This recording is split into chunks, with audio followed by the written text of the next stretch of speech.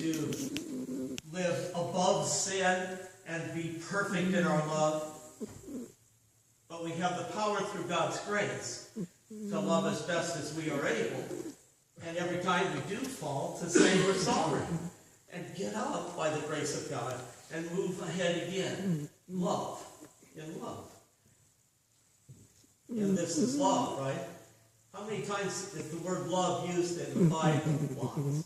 Lots and lots and lots.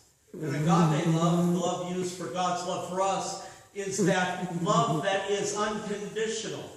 There are no conditions to it. It's not if you do this, then I will love you. There are no conditions. I will love you. Period. I will love you. Period. Can you handle it?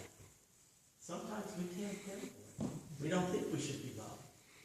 Sometimes we don't want to love God with our whole heart, soul, and mind, our strength, because we'd rather love something else.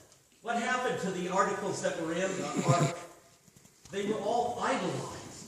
It's a good thing we don't have the Ark of the Covenant, that it's hidden somewhere or destroyed or whatever, because those articles in it were idolized. Every time the human gets their hands on something external, something objective, they try to idolize it. It becomes a god for them.